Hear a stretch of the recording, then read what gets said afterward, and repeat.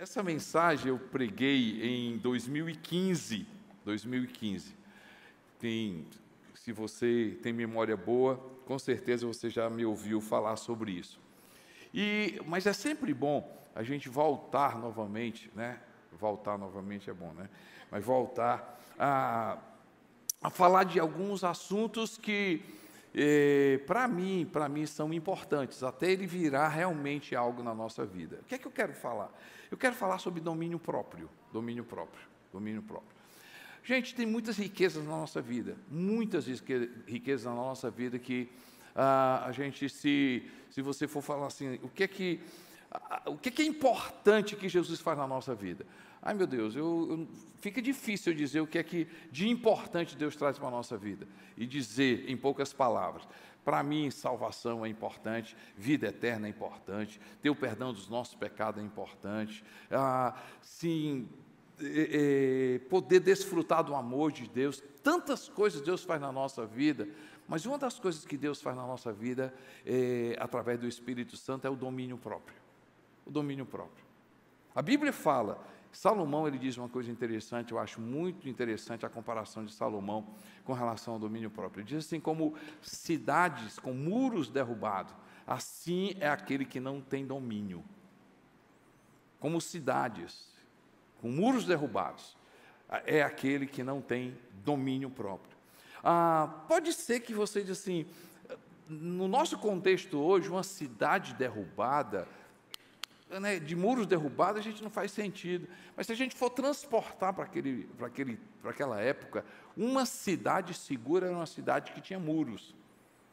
Então, a primeira coisa que um rei, vamos dizer, um rei que tivesse um governo bom, ele pudesse proteger a cidade, a primeira coisa é ele fazer muros naquela cidade. Eu gosto muito de aqueles filmes antigos, né? Aquele filme baseado na Bíblia de Vikings. A neném diz assim, Costa Neto, como é que tu assiste esse filme? Eu disse, neném, eu assisto esse filme porque ele diz o que a Bíblia proíbe fazer. Então você vai ver aqueles filmes, né, aquela cidade, aqueles muros incríveis. E Salomão diz assim, uma pessoa que não tem domínio próprio é essa cidade que não tem muro, ou seja, qualquer coisa entra.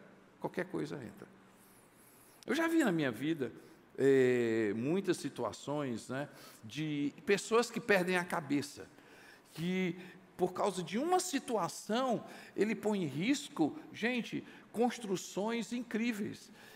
Por causa de falta de domínio próprio, tem muita gente que perdeu o casamento. Por falta de domínio próprio, tem gente sofrendo consequências financeiras, porque não tem controle. Uma pessoa que não tem domínio, ela não consegue, ela só faz comprar, ela entra na dívida e ela não consegue sair. Por causa de falta de domínio, tem gente, tá certo, que não consegue se controlar na vida, saúde, não consegue se controlar. E aí eu vou falar sobre pessoas que não têm domínio próprio, hoje estão com um casamento quebrado. Por quê? Porque não consegue largar do adultério, da pornografia. Tem gente, por falta de domínio próprio, não consegue. Aí entram na questão do jogo e a lista é grande. E o que acontece, tá certo? O que acontece com, às vezes, na nossa vida, quando a gente não tem domínio próprio? Tá certo? É que gatilhos são espalhados. Cada um aqui, a gente precisa, e eu quero estar conversando, não é nenhuma mensagem aqui, mas assim, abrir meu coração e ajudar você. De repente você pode dizer assim, eu não tenho um problema com isso. Mas a gente nunca sabe. Por quê? Porque um gatilho não foi disparado. Mas você vive ali, tá certo? Numa tensão, qualquer coisinha você pode perder. Seu emprego, pode colocar em risco seu nome, enfim, a lista é grande. Eu quero ler um texto aqui interessante, tá certo? No livro de João. Você pode ir comigo, gente? Livro de João, no capítulo 18. Estão comigo, pessoal? Estão abertos para Deus hoje? Diz assim: tendo terminado de orar, Jesus saiu com os seus discípulos e atravessou o vale do Cedron. Do outro lado havia um olival, onde entrou com eles. Ora, Judas, o traidor, conhecia aquele lugar, porque Jesus muitas vezes se reunira ali com os seus discípulos. Então Judas foi para o olival, levando consigo um destacamento de soldados e alguns guardas enviados pelos chefes dos sacerdotes e fariseus, levando tochas, lanternas, armas. Jesus, sabendo tudo o que ia acontecer, saiu e lhes perguntou: a quem vocês estão procurando? A Jesus de Nazaré, respondeu ele. Sou eu, disse Jesus. E Judas, o traidor, estava com eles. Quando Jesus disse, sou eu, eles se recuaram e caíram por terra. Novamente ele perguntou: o que é que vocês estão procurando? E eles disseram a Jesus de Nazaré: já disse a vocês que sou eu. Se vocês estão me procurando, deixem ir embora estes homens. Isto aconteceu para que se cumprissem as palavras que ele dissera: não perdi nenhum dos que me disseste, do que me deste. Simão Pedro, diga comigo, gente, Simão Pedro. Vamos lá, gente, Simão Pedro. Simão Pedro, que trazia uma espada, tirou-a e feriu o servo do sumo sacerdote, decepando-lhe a orelha direita. O nome daquele servo era Malco. Jesus, porém, ordenou a Pedro: guarda a espada. Acaso não havereis de beber o cálice que meu pai me deu? Quando você olha para essa história, né, você, pastor, o que tem essa história com domínio próprio? Para mim, me chama a atenção como é que uma pessoa puxa uma espada na frente de Jesus querendo matar outra pessoa. Gente, seria possível, mesmo na frente de Jesus, a gente perder as estribeiras?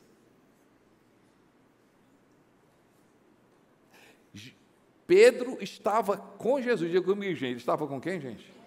Ele estava com quem, gente? Ele estava com quem, gente? Com Jesus. Ele não teve domínio próprio. Na linguagem do cearense, ele botou para torar. Mas ele não quis tirar a orelha, gente. Ele quis tirar a cabeça. Né? Ali o espírito de Ragnar, né? Puxou a espada, ia tirar a cabeça do cara, o cara puxou, pegou a orelha. Eu fico assim, uma pessoa do lado de Jesus perde a cabeça, gente. Se Pedro, do lado de Jesus, perdeu a cabeça, quanto mais a gente, se a gente não cuidar da nossa vida. Quem sabe hoje você saiu de casa, ô Espírito Santo, fala comigo, eu quero receber uma palavra de Deus hoje para a minha vida. A palavra de Deus para a sua vida é: peça a Deus domínio próprio. Exerça domínio próprio.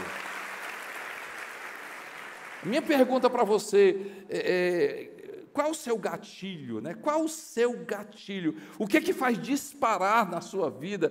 O que faz você perder a cabeça, a razão, o juízo, ferir pessoas, perder o controle, não se reconhecer, fazer coisa que você se arrepende depois, assim, como é que eu fiz isso? Como é que eu fiz isso? E aí a minha pergunta também: o que faz uma pessoa manter-se calma? O que faz uma pessoa manter-se equilibrada, de forma serena, mesmo em momentos difíceis, mesmo em momentos estressantes, mesmo em situações realmente adversas? O que faz uma pessoa manter-se a calma? O domínio próprio. O que faz? O que faz? Ei, gente, eu quero estar conversando com vocês aqui.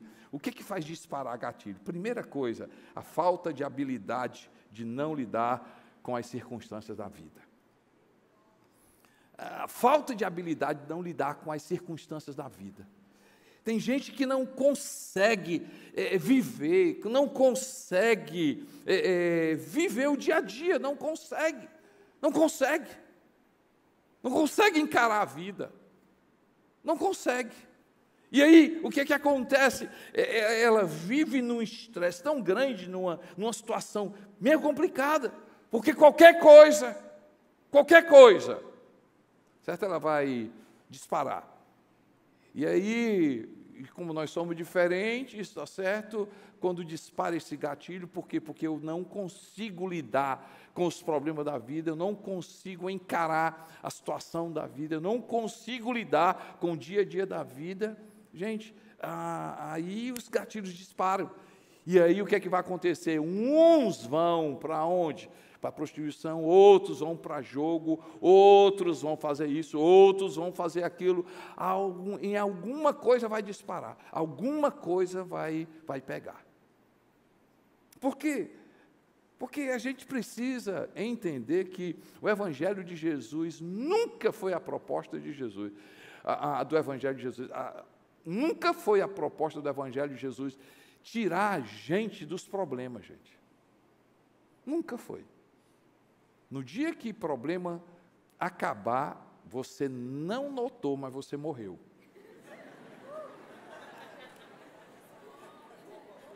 No dia que os problemas acabarem, você nem vai notar, mas você um dia está abraçado com Abraão. Aí olha, aí assim, o que é que eu estou fazendo aqui? Aí ele vai dizer assim, filha, você morreu. Sério? Fui. Nem notei. Pois é. Os seus problemas se acabaram, né? Eu não fiz isso, mas um amigo meu fez, né? Eu nunca tive a oportunidade de fazer isso, nem tive coragem de fazer isso, né?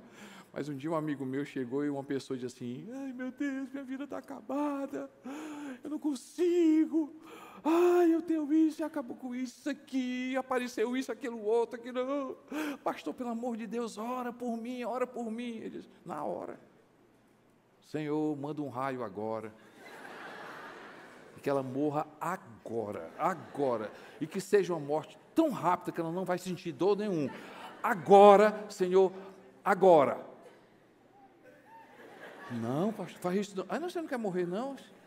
Não, quero não. Não, você não está pedindo para acabar seus problemas, né? É mais ou menos por aí. Gente, a gente vive um tipo de vida como se, entendeu? Assim, não, peraí, eu quero Jesus, eu venho para a igreja, eu venho aqui, e meus problemas vão acabar. Não, meus problemas vão acabar. E assim, eu preciso encarar as coisas que do meu dia a dia. Agora, o grande problema nosso, gente, o grande problema nosso, e Salomão diz uma coisa interessante, ele chama assim, as pessoas se enveredam e entram em problemas por elas mesmas, tá certo? E depois culpam a Deus.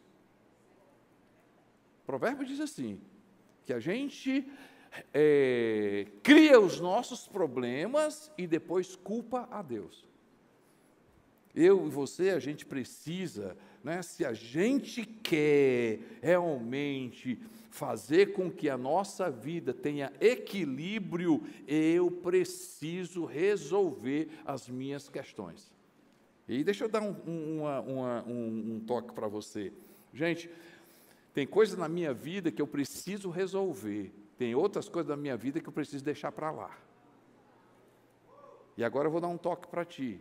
Uma sabedoria para a sua vida. Não trate ratinho como se fosse elefante, mas também não trate elefante como se fosse ratinho. Deixa eu só explicar, depois vocês batem palma. Deixa eu só explicar para vocês aqui. O que é ratinho e elefante? Tem problema da nossa vida que eles precisam ser resolvidos, porque é elefante. Rapaz, isso aqui vai dar problema de caráter. Isso aqui está colocando em risco minha salvação. Isso aqui vai acabar meu casamento. Isso aqui não é de Deus. Isso aqui, então, esse problema aqui não é ratinho, esse problema é elefante. Você precisa tratar como coisa grande. Como coisa grande. Agora tem outras situações na minha vida e na sua vida que a gente tem que tratar como ratinho, porque não vale a pena perder tempo com ela. Não vale a pena perder tempo com ela. Então, que situações da sua vida, Deus está dizendo o seguinte, filho, isso aí não é ratinho, isso aí não é problema pequeno, isso é problema grande, e você precisa resolver, você precisa de mim, você precisa dizer não, você precisa se controlar, você precisa do Espírito Santo, porque isso não é ratinho, é elefante. Mas tem coisa na minha vida que eu e você, para a gente não se estressar, você diz, deixa isso para lá. Deixa isso para lá. Ei, tem a ver com o seu caráter? Preste atenção. Tem a ver com a sua família? Preste atenção.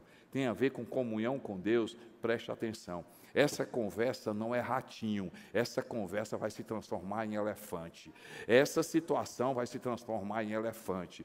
Esse caminho que você está tomando vai se tornar elefante, porque vai disparar esse gatilho, você vai perder o controle e depois não diga que eu não lhe avisei. Agora pode bater palma.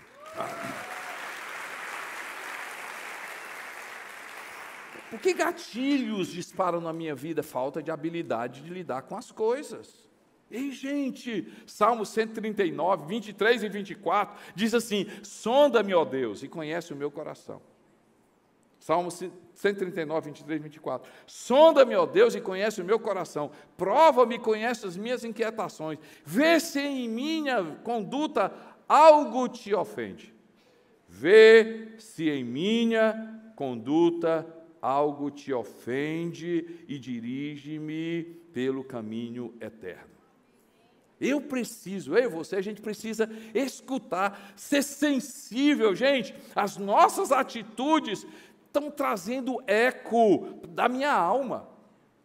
Se aquilo que eu estou exercendo tem algo da minha alma que está falando para mim e para você, eu e você, a gente precisa ser uma pessoa sábia. Uma pessoa sábia.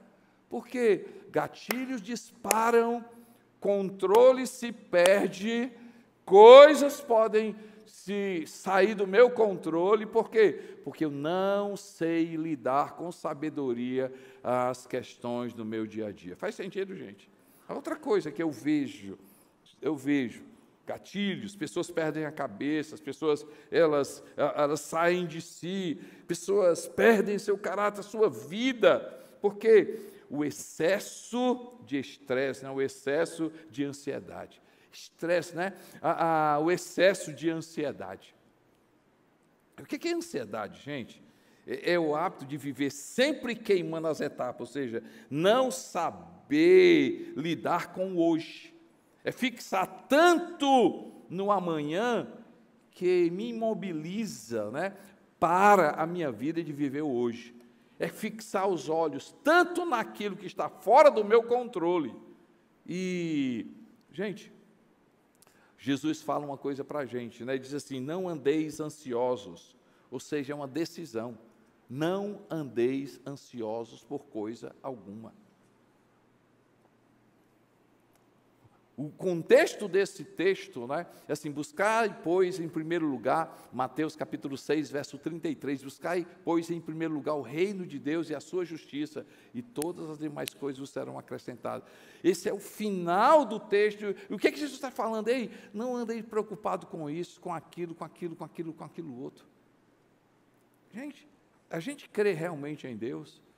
Eu fiz uma pregação, um tempo atrás, aí, uns 2, 3, mês atrás, assim, a gente realmente crê em Deus? Qual é o Deus que Abraão creu ao ponto de largar tudo e dizer assim, meu Deus, eu confio? Gente, a gente precisa crer mais em Deus. A gente que realmente confia em Deus.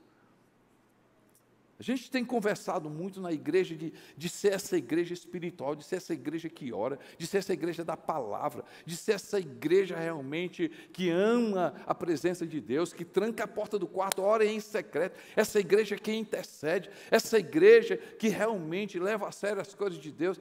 Uma coisa, gente, nós precisamos ser na prática confiar mais em Deus. Nós precisamos lidar com os problemas, mas também, literalmente, gente, sinceramente, não cabe crente estressado. Sério mesmo, cabe gente estressada? Gente com ansiedade, crente com ansiedade. Se você for analisar realmente, meu Deus, se a gente confiar em Deus, a nossa vida vai ser muito melhor. E, gente, se a gente confiar realmente na palavra, não cabe ansiedade. Se a gente realmente confiar em Deus, a gente vai perceber que o nosso futuro é maravilhoso. Ei, se a gente tiver mentalidade de vida eterna, não cabe medo na nossa vida. Se a gente realmente confiar na provisão de Deus, gente, nós teremos um dia maravilhoso e um futuro maravilhoso. Deixa eu falar uma coisa, a Bíblia diz lá, Salmo 23, o Senhor é meu pastor e nada me faltará. Ele sendo meu pastor, que supre a minha vida, Ele vai me levar a pastos verdejantes, a lugares de refrigério, ainda que eu ande pelo vale da sombra da morte, não terei mal algum, porque Tu estás comigo. Tua vara e teu cajado me consola. A Bíblia diz que bondade e misericórdia me seguirão todos os dias da minha vida e habitarei na casa do Senhor para todo sempre. Tem bondade de Deus na tua vida, tem segurança em Deus, tem graça de Deus na minha vida. Ei, gatilhos disparam na minha vida, porque eu não sei lidar com as coisas do dia a dia, mas também gatilhos disparam na minha vida, porque eu só vivo estressado. Estou com raiva não, gente. Mas é sério. E aí a gente precisa, né? Se a gente quer ser essa pessoa controlada, se a gente quer ser essa pessoa serena, porque isso vai ser bom para mim, vai ser bom para todo mundo, e vai ser bom para a minha alma. Eu preciso descansar mais em Deus. Mas gatilhos disparam, depois eu vou dar a solução, certo? Eu só estou dando aqui o problema. Por que isso acontece?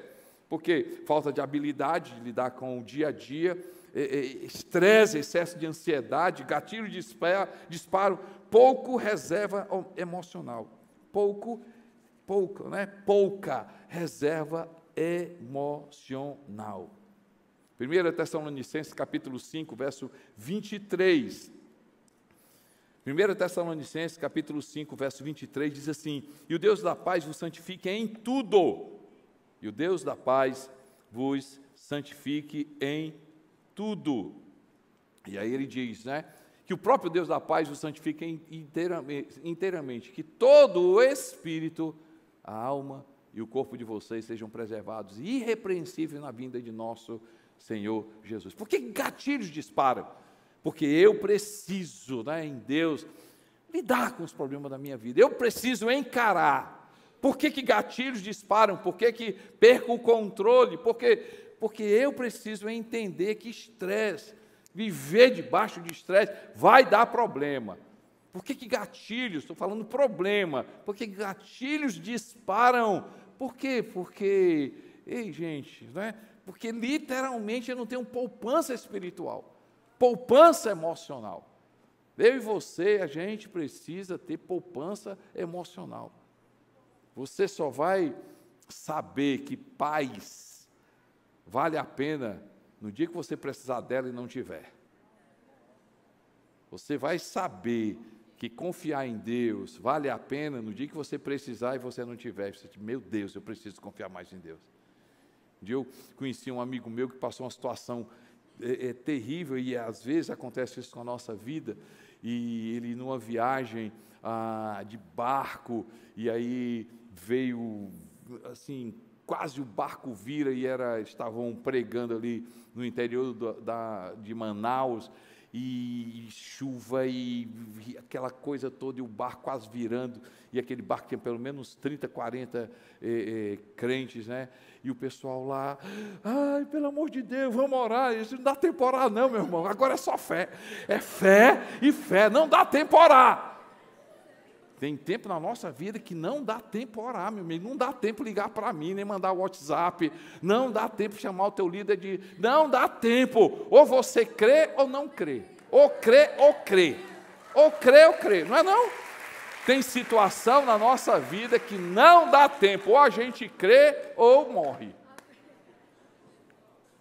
E aí é nesse momento que você vai dizer assim, meu Deus, eu tenho bagagem, eu tenho fé, eu tenho raízes, né? Eu tenho raízes, eu tenho fé, eu tenho raízes. Gente, por isso que a gente diz, um grupo de crescimento é importante, ler a palavra é importante, investir na sua vida espiritual é importante, porque você cria bagagem, você cria musculatura espiritual, você cria poupança espiritual, porque no dia que você precisar vai ter reserva, vai ter reserva de fé, vai ter reserva de confiança, vai ter reserva nas suas emoções, vai ter reserva na sua sua alma, vai ter reserva no seu espírito, porque sem reserva, gatilhos disparam e aí eu perco a cabeça.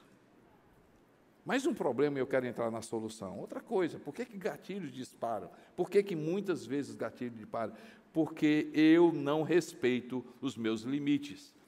Eu não conhecer os meus próprios limites, gente.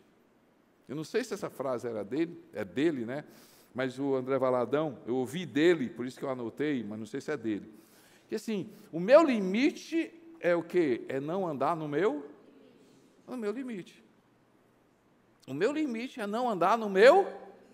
Ei, gente, e vem cá, sinceramente, se a gente for honesto, nós sabemos os nossos limites, não sabemos?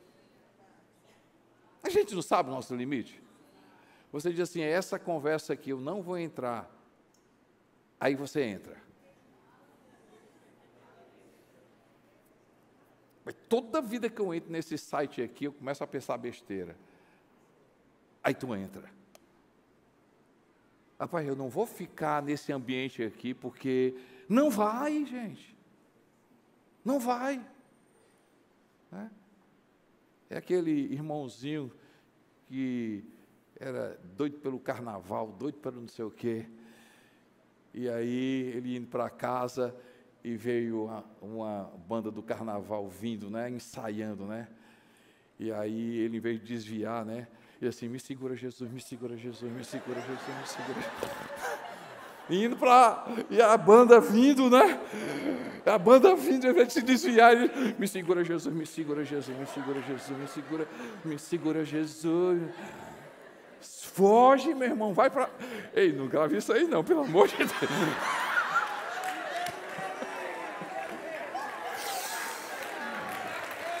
Ei, gente, mas é sério. A gente ri, mas é sério. Tem gente que diz assim, vai cair.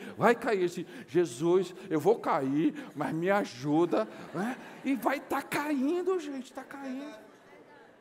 Pelo amor de Deus, foge, gente. Tem coisa que não dá para orar, tem que fugir. Foge, pula fora. Pula fora. Jesus diz assim para mim, para você... Ei, se a sua mão, né, te leva a pecar, corta. Se o teu olho te leva a apertar, corta. Não literal, mas ele está fazendo, ei, tem coisa que eu e você, a gente tem controle. Tem coisa que eu e você, a gente, realmente, é a nossa parte. Deus vai fazer a dele, não se preocupe, Deus vai fazer a dele. Mas eu e você, a gente precisa fazer a nossa parte. Então, é não andar no meu limite, ok, gente? Agora, qual é a solução? Qual é a solução da gente viver uma vida equilibrada? Qual é a solução para a gente viver uma vida realmente que a gente possa ver o Espírito Santo trazendo domínio na minha vida, domínio próprio na minha vida? A primeira coisa, solução, gente. A solução para mim e para você. Primeiro, solução, gratidão. Gratidão. O que tem a ver, pastor? Gratidão com relação a domínio próprio. Sabe o que a gratidão faz, gente? A gratidão faz a gente ver coisa boa. Gratidão fazer coisa boa. Porque se eu estou estressado, se eu não sei lidar com as coisas da vida, se eu quero fugir de determinadas situações, ei, vem cá, tem coisa boa na minha vida. Tem coisa boa na sua vida, tem coisa boa. Quando eu começo a ser grato, o que é que a gratidão vai trazer para a minha vida? Paz, vai trazer tranquilidade, tirar da minha vida do estresse. E uma pessoa grata muda tudo. A gratidão é o bálsamo do coração, a gratidão quebra a ansiedade, a gratidão faz eu enxergar coisas boas na minha vida, dos outros, nas circunstâncias. Gente grata é simples, gente grata é descomplicada, gente grata é satisfeito. Ou coisa boa é andar com gente grata. Coisa boa é andar com gente que é agradecido. Você anda com uma pessoa que é grato, e aí vai para o restaurante não presta, a comida não presta, e o cara diz assim, né? Aí você diz assim, desculpe, o restaurante não presta, a comida não prestou, diz assim, valeu o papo. Valeu o papo, não tem problema não, o restaurante não presta mesmo não, foi bom demais, a gente riu, Gente, deixa eu falar uma coisa, gratidão é uma forma de eu adorar a Deus. Adorar a Deus. Se você olhar na Bíblia, você vai perceber que gente grata sempre bota Deus no assunto. Então, como viver uma vida, literalmente uma vida que realmente você diz assim, rapaz, o domínio próprio está começando na minha vida. Gente, a gratidão me leva a ver coisas boas da vida. Se gatilhos são coisas que eu não resolvo porque eu quero fugir, se gatilhos disparam porque excesso de ansiedade, se gatilhos disparam porque minha alma está completamente cheia de... Eu não consigo andar satisfeito. Quando eu jogo a gratidão na minha vida, eu passo a ser uma pessoa melhor. Dá uma olhadinha para você. Dá uma olhadinha para você. Sinceramente, coisas na sua vida que você está passando, é muito mais por reclamação, muito mais porque a ótica que você está vivendo a vida, coisas que você entrou, porque você viu tanta coisa, não é? Só vê coisa errada no seu casamento, só vê coisa errada no teu cônjuge, só vê coisa errada no seu filho, só vê coisa errada no seu... A pessoa grata começa a enxergar a vida diferente, gente. Começa a enxergar a vida diferente, começa a agradecer a Deus, começa a ser mais grato, começa a abrir a boca, começa a louvar o nome do Senhor, começa a reconhecer Deus na tua vida, começa a ver coisas boas na tua vida, você vai ver que você vai passar a ter mais controle, a ter poupança, a ter vida melhor. Você pode dar glória a Deus por isso, amém, gente? Glória a Deus por isso. Segunda coisa, que faz com que o domínio próprio possa se estabelecer na minha vida é a oração. A oração. E aí, no livro de Filipenses, no livro de Filipenses capítulo 4, Filipenses capítulo 4, tá bom? Verso 6 diz assim, não andem ansiosos por coisa alguma, mas em tudo, pela oração e súplica, e com ações de graça, apresentem seus pedidos a Deus.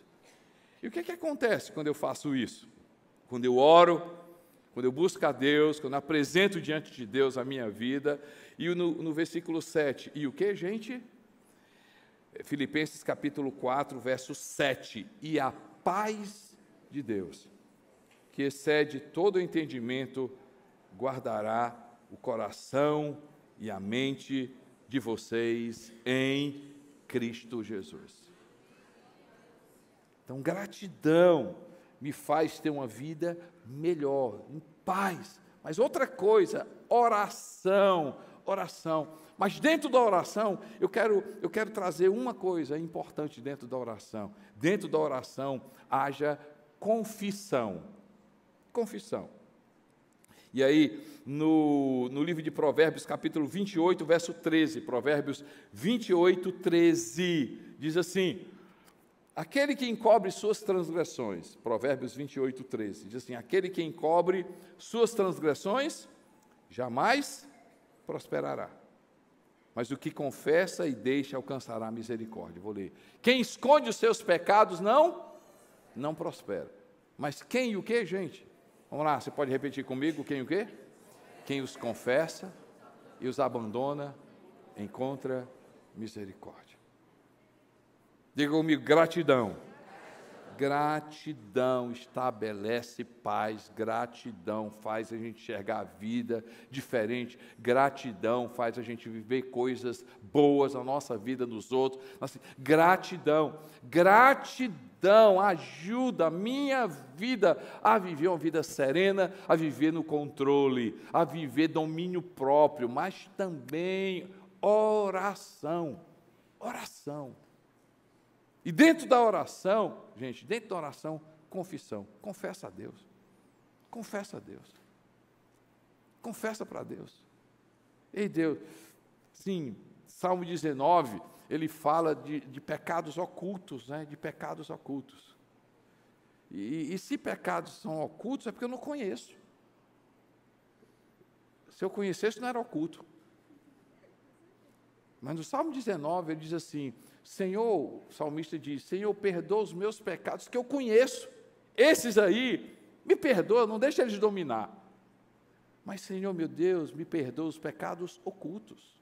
Ei, confessa diante de Deus. Senhor, meu Deus, eu não sei, eu acho que é, mas o Senhor conhece o meu coração. Eu não sei exatamente, som do meu coração, vê se alguma coisa, o que é que me puxa para isso, o que é que me leva para isso, muda o meu caráter, muda a minha vida, Senhor, muda o meu coração. Ei, vai para a presença de Deus, vai lá, abre o teu coração, confessa, e vai para a presença dEle, se rasga na presença de Deus. Eu tenho absoluta certeza que quando a gente abre o nosso coração, confessa diante de Deus, ei gente, muita coisa acontece. Livro de João, primeira carta de João, capítulo 1, verso 9, diz assim, se confessarmos nossos pecados, Deus é fiel e justo para nos perdoar os pecados e nos purificar de toda injustiça. Domínio próprio, gente. Ah, que riqueza na minha vida e na sua vida. Ah, se a gente vive, né, muitas coisas que Deus faz na nossa vida, mas hoje, no meu coração, eu quero trazer essa palavra para a sua vida. Ah, se eu e você, a gente pudesse fluir, né, viver no domínio próprio. No domínio próprio. Terceira coisa, primeira coisa, gratidão. Segunda coisa, oração. Terceira coisa que faz com que a gente possa viver domínio próprio, dependência de Deus. Dependência de Deus. A gente tem sido uma frase nossa aqui, a gente só dá certo com Jesus. Não é, gente? É verdade? A gente só dá certo com Jesus. Só dá certo com Jesus. Dependência de Deus. Dependência de Deus. E o que é dependência de Deus na prática, gente? O que é dependência de Deus na prática? O que faz com que eu venha depender de Deus? Primeiro, dependência, depender de Deus é conhecer a palavra de Deus. Como é que eu dependo de Deus? Ei, gente, eu preciso ser rico no conhecimento da palavra de Deus. Depender de Deus é o que, gente? É se alimentar da palavra de Deus. Oposto, uma pessoa dependente química, ou seja, ele precisa da droga, ele necessita da droga, e aqui prejudica. A dependência de Deus não é viciado em Deus, mas no sentido, Deus, eu não sei, não consigo, não faço nada sem o Senhor. João capítulo 15, Jesus diz assim, eu sou a videira, vocês são os ramos. Se alguém está em mim, dá fruto. Sem mim, vocês não conseguem fazer coisa alguma. Daí vem a nossa frase aqui da nossa igreja, a gente só dá certo com Jesus. Ei, gente, deixa eu falar uma coisa. Eu não sei você, mas quando eu não estou orando muito, a gente entra na vida, começa a trabalhar muito, muita atividade, e a gente não tem qualidade com Deus, gente, a gente começa a pensar besteira, daqui a pouco, não apenas pensar, a gente começa a fazer algumas coisas. E, não sei você, Costa Neto, eu só dou certo com Jesus. Eu só dou certo orando, eu só dou certo lendo a palavra, eu só dou certo se Jesus me ajudar a viver. Não sei você. E, gente, dependência de Deus, mas dependência de Deus na palavra, dependência de Deus no Espírito, ou seja, não seja só uma frase, mas literalmente, gente, busque o Espírito Santo de Deus. Busque o Espírito Santo de Deus. Há uma crença errada.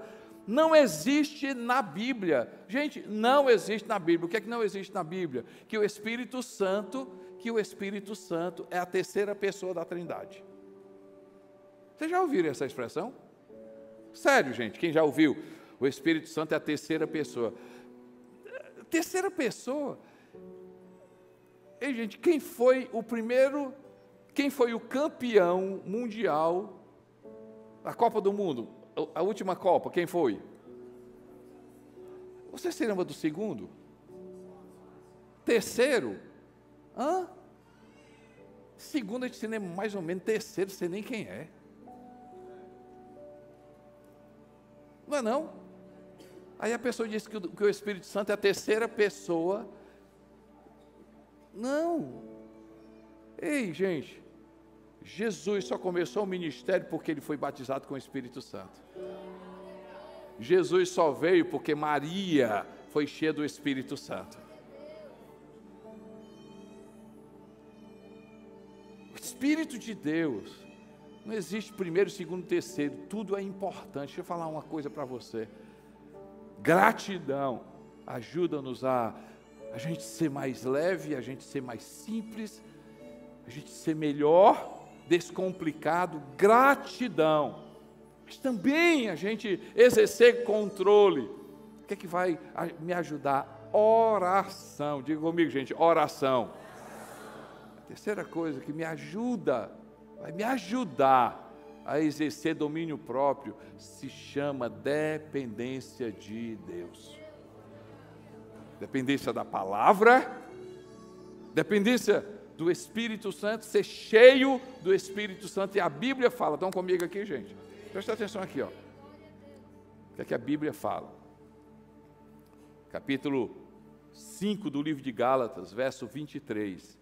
O fruto do Espírito é amor, alegria, paz, bondade, benignidade, fidelidade, mansidão e domínio próprio. Paulo diz que nós não recebemos o espírito de medo, mas de poder, de amor e de moderação. Gente, eu oro para que você seja uma pessoa controlada. Uma pessoa controlada. E através do poder do Espírito Santo, você vencer tentação. Através do Espírito Santo, você ter mais saúde. Através do controle do Espírito Santo, você gastar menos. Através do controle do Espírito Santo, você ter uma vida santa. Através do Espírito Santo, você falar menos. Através do Espírito Santo, essa ira ser controlada. Através do Espírito Santo, você ser uma pessoa que agrada a Deus. Cuidado com os gatilhos. Cuidado que eles podem fazer com que a gente possa perder a cabeça e perder muita coisa. Mas hoje, você vai sair daqui sendo mais grato, você vai sair daqui orando mais, e você vai sair daqui mais dependente de Deus. Você pode dar glória a Deus, vamos ficar de pé e agradecer a Deus.